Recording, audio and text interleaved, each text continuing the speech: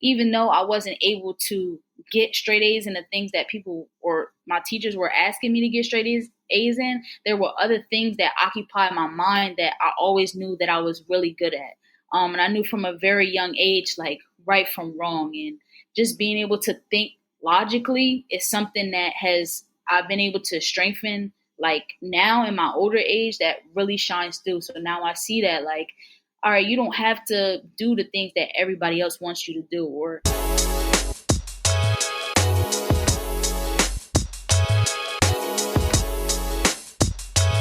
Hi, thank you so much for joining the Falling for Learning podcast.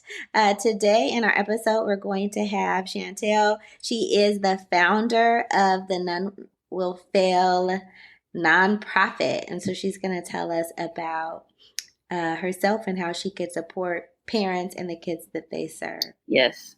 So first off, thank you for having me.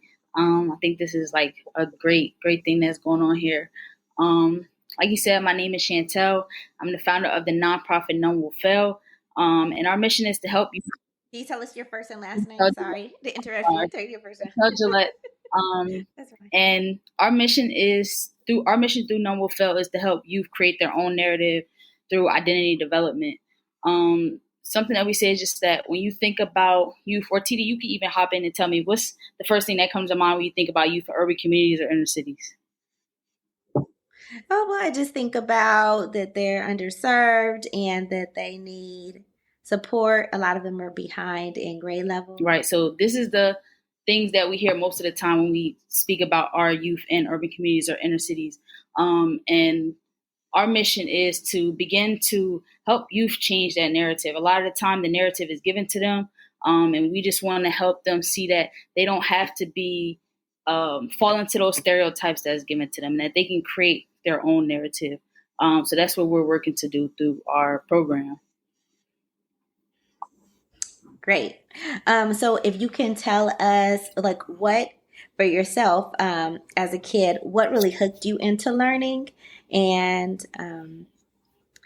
that will help us figure out partly about why you started this and how you support kids. Yeah. So I think something that was big for me in learning was having teachers in the classroom that cared about my education. If I'm just being honest, school was hard for me.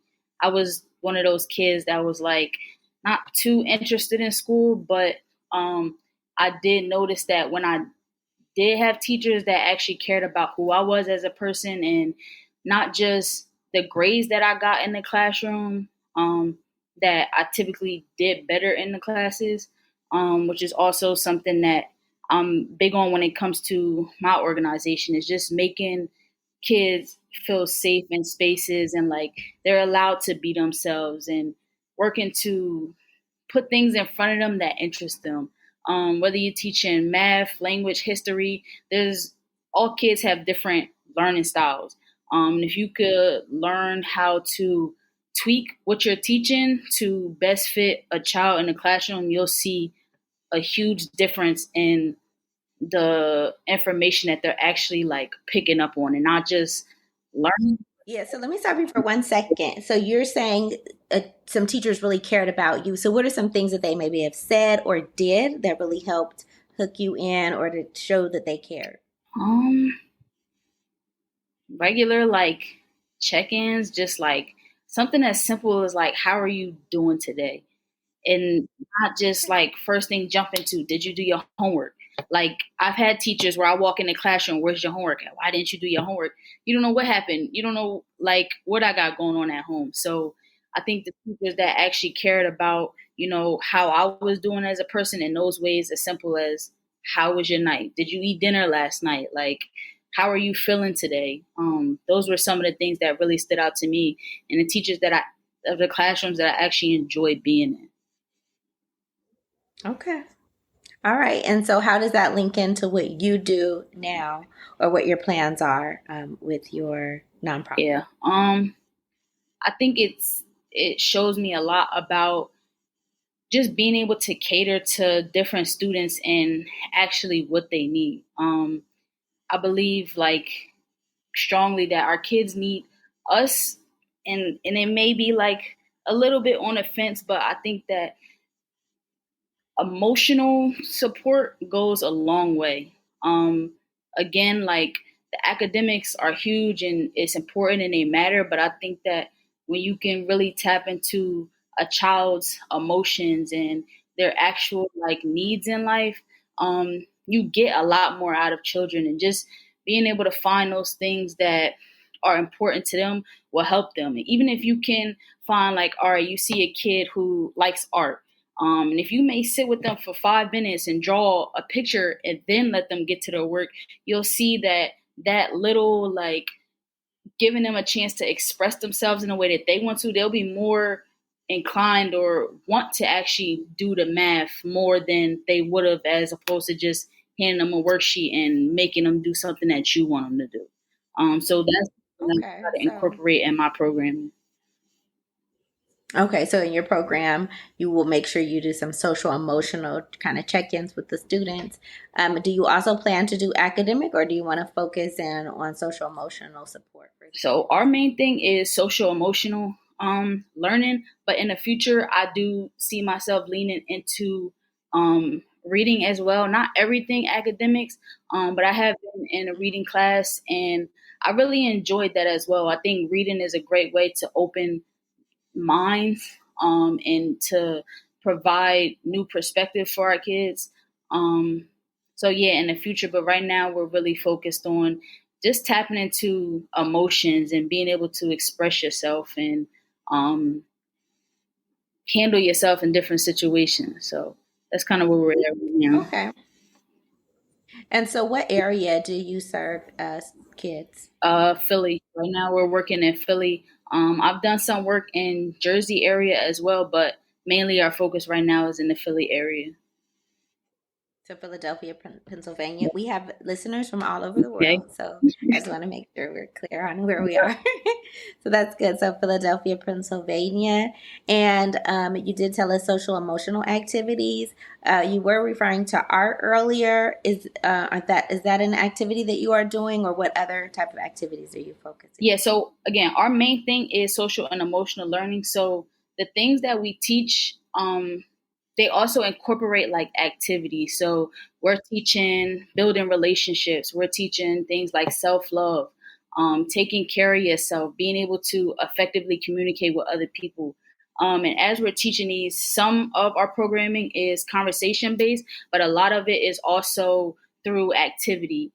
So different games and exercises so that the things that we're teaching actually stick. I think we learn better as humans when we're actually able to experience things and engage in them. So a lot of the our programming is through like activities and things that they can hands on like learn, and then after just like discussing these things, okay, well, when this happened in the activity, what did that make you think? Or when this person showed you this in the activity, how did this make you feel in that situation? Or how would you have reacted differently once I teach you this thing? So more hands on is kind of what we're leaning into. Okay. And so, you said there are certain people in the class in your life hooked you into learning, and what other pursuits have you had? Like as you're a new nonprofit, when did it start going? Um, can you tell us about like how you started your nonprofit and when it started? Yeah, so I started my nonprofit in 2019.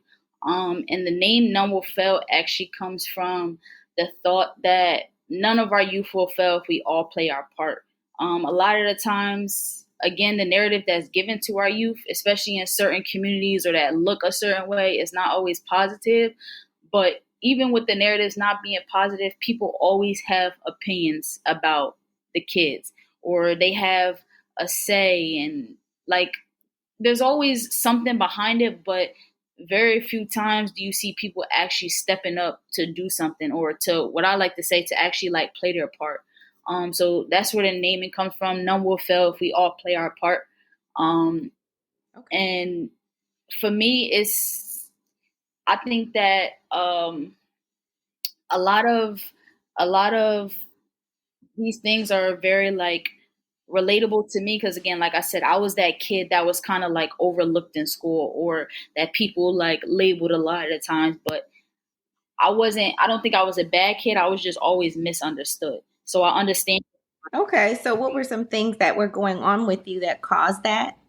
So some issues, or do you remember or no? Yeah, I think there's a lot of different things that, happen that caused me to be the way that I am. Even when I think about myself to this day, of just to what I was saying, I think I was just misunderstood. Like, school wasn't really interesting to me. So when I was being told to, sit down and read this book, first I had a hard time even learning in school, which was a big thing that I didn't realize until maybe a couple years ago, that I really like. Okay. It was hard for me to retain information in school. So I was able to sit in the classroom, and as I got older, I was able to get decent grades, what I would call decent, at least for what how I was doing. But I Okay. never, So tell me more about that. You're saying what you would call yeah, decent. So you were saying it wasn't like honor roll or it was below no. that. Um, Okay. And so how was like where did you get supported home with it, or was mostly you were so how did your parents deal with you with your grades, or if you had problems with a teacher? Yeah. So, well, when we talk about elementary school, we didn't get like A's and B's grades. We got like needs improvement, or grades like letter grades like that, more based on behavior. And again, for me, being someone who I could care less about school, and I wasn't really even understanding or retaining the information, I always got needs improvements on my report cards. But something that I'm so like grateful for is, I really think that my mom always like believed in me, and she always was like supportive of everything that I did. And even, you know, not having the best grades, she would, sit and do homework with me, or try to help me do different things when I needed it. And having trouble with like various teachers and things, again, she was always just supportive, in the best way that, she knew how. She has a life herself also, and things got to get taken care of. But even to this day, I believe Hmm. that she did she did what she was able to do, and that was a lot for me. So then, as I got older, high school, middle school, I was like a C, like high C, low B, um, grade average, um, Okay. and I did my best with what I had, but I still was just like, I knew that school was challenging for me, which made me kind of really like begin to lean away from it as I got older. But I did what I was able to do. Okay. And so what is your goal for the kids, like as you're working with them?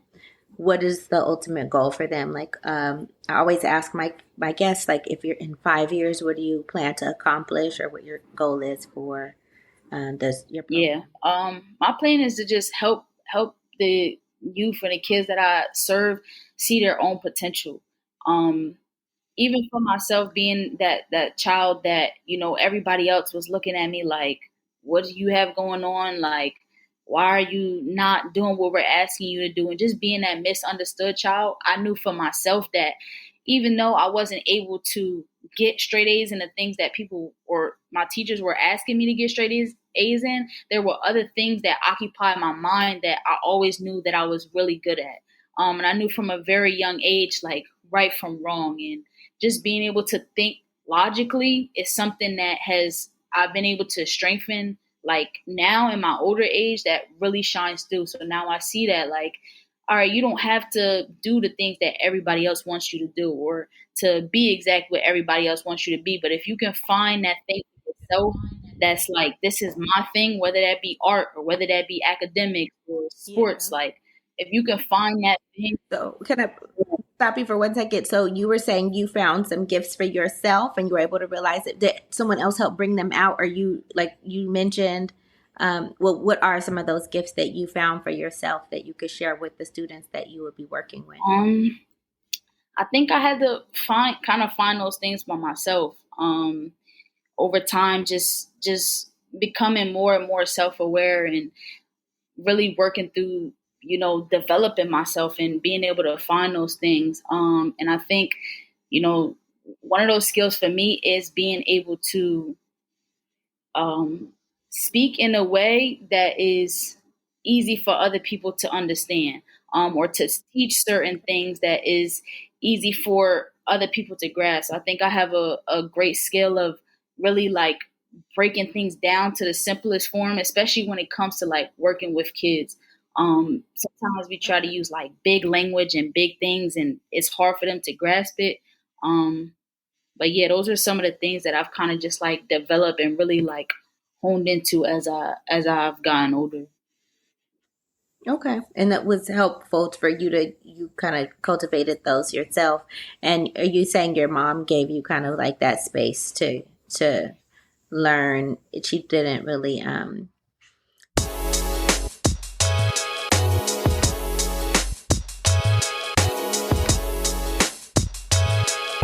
Hello, parents and caregivers. Join us every Wednesday for our Well Educated Wednesdays on Instagram Live from 5:30 to 6 o'clock. We will be getting your questions answered about how to get kids on track for learning and to stay on track for success. It's free and you can ask any question that you would like.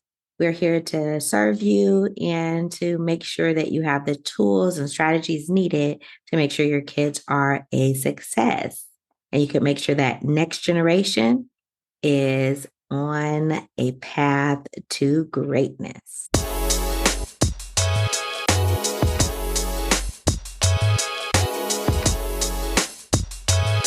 Sometimes parents get too harsh or they're like really come down on kids hard if they don't do well in school. And sometimes we Yeah. equate that like doing well in school as being a good person or something like we give a value to it.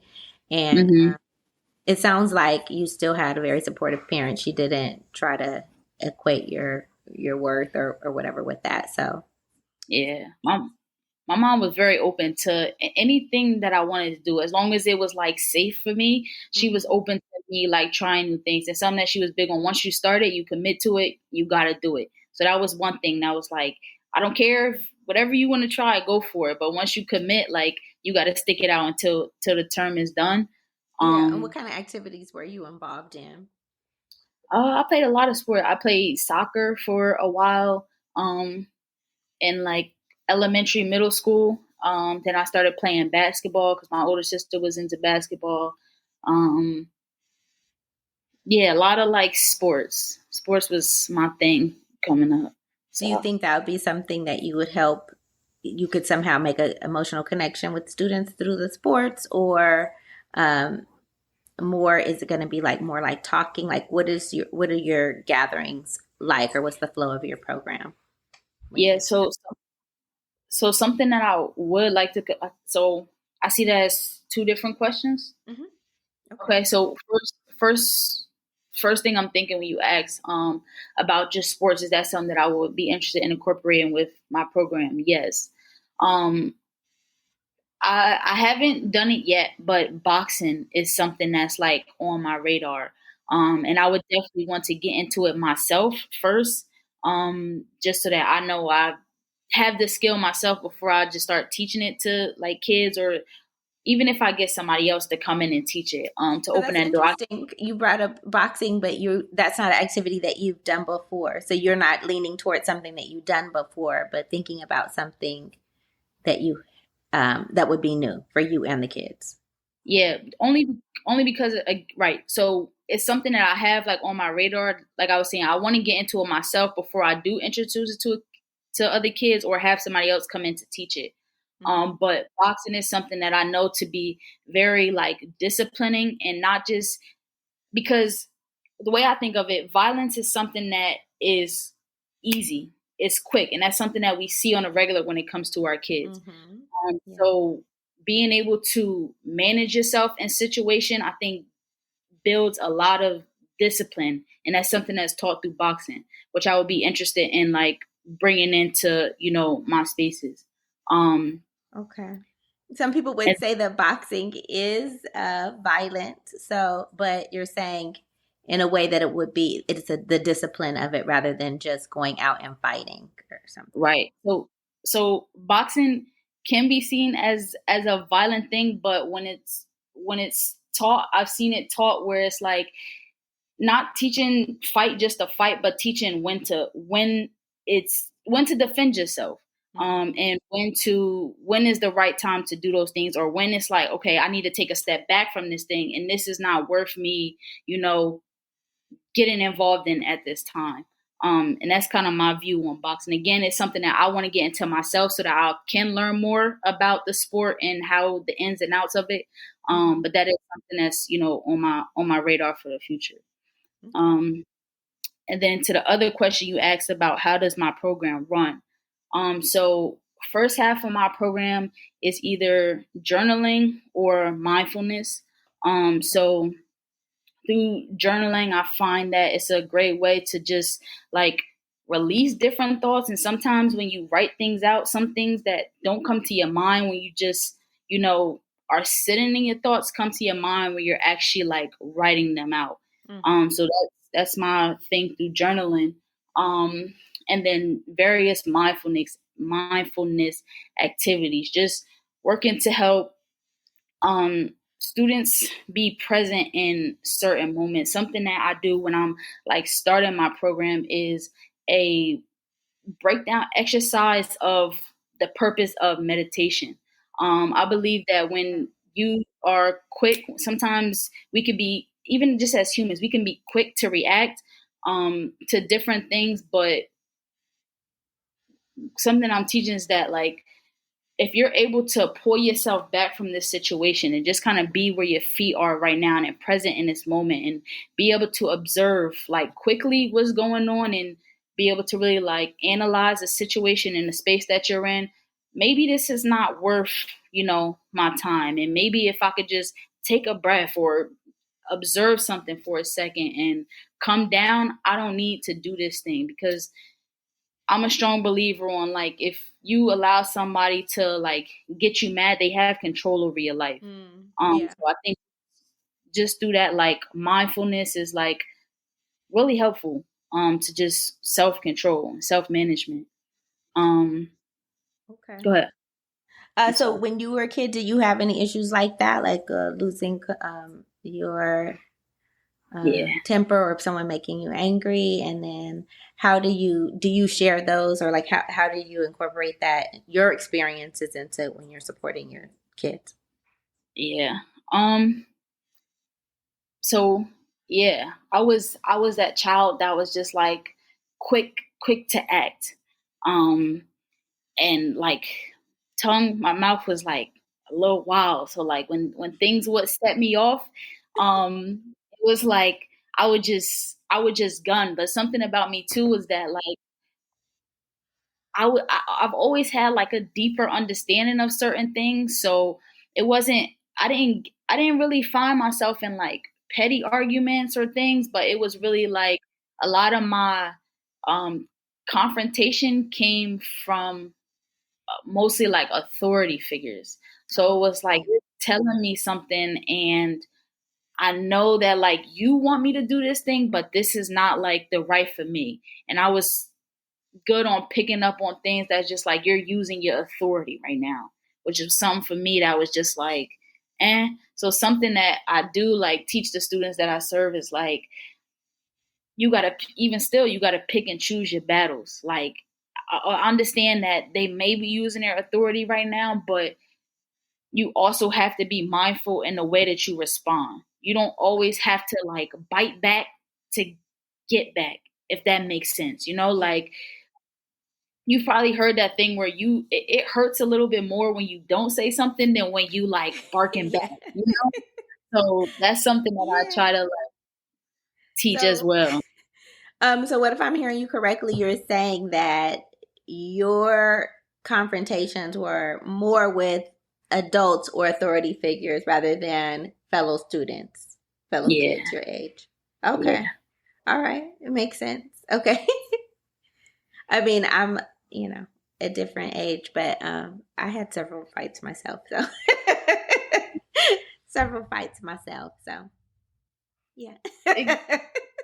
So I can't, it's like, especially being like in spaces where these things are not taught, like emotional intelligence and stuff wasn't Mm-hmm. necessarily like taught to me when I was Right. like growing up. The thing was always just like, do this because I said so. And me being that child that's like, no, my mind works. It's like, help me understand why you want me to do this thing. Like, you're telling me to do it, okay. But something like my spidey senses is going off and something is just doesn't make sense to me. So help me explain. A lot of the times people weren't able to explain or would get frustrated when you ask them to explain, which is something else that I They also just want noticed of like, compliance. yes, and that was Just do hard it. for me. That was hard. It was very hard for me. So Okay, yeah. so um did were you able to be able to get an explanation at home, or were you asking the people at school to do something that you weren't able to get at home? No. Even at home, like, I don't know. I think it may be just the generations, and I hear a lot that like our younger generations now we want answers to everything, and for some of the older generations, it's annoying to them, and it's like, just do it. Like, what is wrong? What is going on with y'all? But um, no. But I think as I get older, it's in languaging. So Mm, being able to ask for answers in a way that's not offensive for the person that you're asking the okay. answers from. Okay. So So you were yeah, just saying at home you were asking the questions. Would that get you in trouble, or was your mom more like, "Let me explain it to you," or she was like, "I don't want to. I'm not going to explain it," or what? it depends on what it was. There was certain situations where my mom was just like, you don't like stop asking me questions. Like you asking for too much. But there also was situations where she was like, because da da da da da. Right. Okay. So So it was sometimes, kind of yeah. yeah. Hmm. All right. And then at school, usually you weren't. You got a lot of pushback when when you tried to ask, "What is this for? What's the reason? This doesn't make sense to you," kind of thing.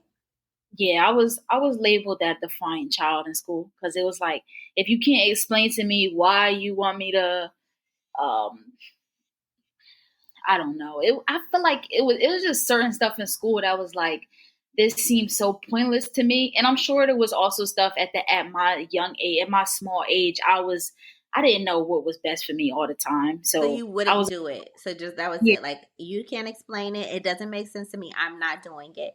And I know yeah like that has been a controversial issue. And my where I'm in the Los Angeles area, they actually banned that now from like you can't like suspend kids for being defiant. yeah So it has is more you have to be more specific. It can't, because that can encompass all kinds of things, right? yeah. And they were finding it was being used, as a blanket kind of issue, and a lot of kids were getting suspended or whatever and in trouble. And then when they dig deeper, it wasn't really that deep, I guess. And so you really have to be more descriptive than that, and it has to be more than just saying, you know, they didn't comply with taking off their hood or something. Right. It has to And be I bit deeper than that. So what would happen with you? What was it like in your school? Like, okay, you're labeled defiant. I tell you to do something. I'm your teacher. You don't do it. And then what, I would be sending a notice to you to the office, or what does that look like? What's going on? basically just like calls home. But mom, again, my mom was like, she she didn't understand, but she understood. Like, she was that mom that was like, I got you, I'm on your side.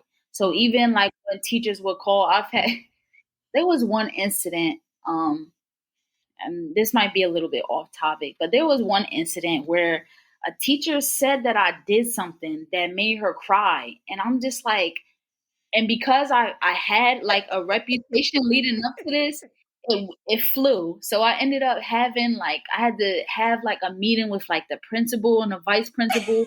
Mom came in, and I was in fifth grade, and we had like a end of the year trip coming up to the pool. I remember this so clearly. And I was just sitting in the office across from, the principals, and they're like, well, the lady said that, Chantell did this and it made her cry. And they was like, Was we it want her something that to. you said, or it was something that you She said I said? flipped her off. She said I flipped her off. But till this day, I promise I did not. And I sat in his office and I'm like, I'm not apologizing because I genuinely, like, I didn't do it. So And they Chantell, I just want to tell you, as an educator of over 20 years, that I'm sorry. It just sounds like the teacher's being fragile. It's not that you should have, if you did, you said you didn't. I didn't, promise but this as day.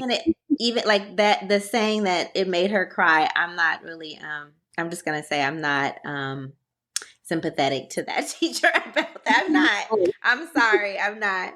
You didn't call her You, a name. If you flipped her off, it's something that kids do. That not that they should do it, but her crying sounds more about her and not about you. So that's just from an educator. That from my professional perspective, I don't think so. I wouldn't have been. I wouldn't have been sympathetic to that. I've been like, cry in your room. I'm sorry.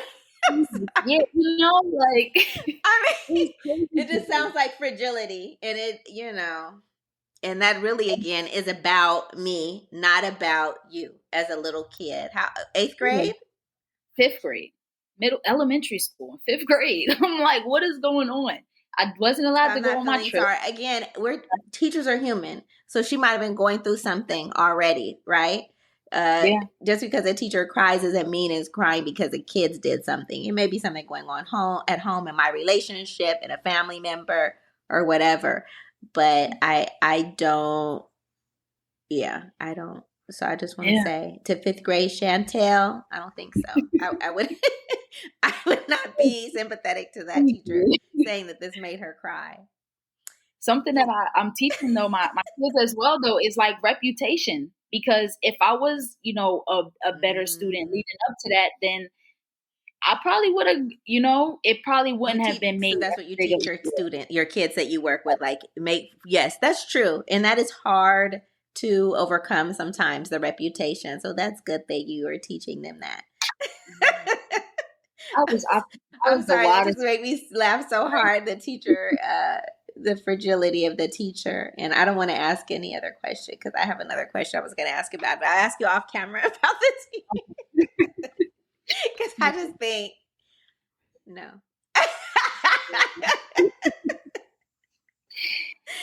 Anyway, So excited. okay, so you're, we're going to come to a close. I want to say, like, you know, our program Falling for Learning is for parents to make sure that they have their kids on track and they keep them to stay on track for success, right?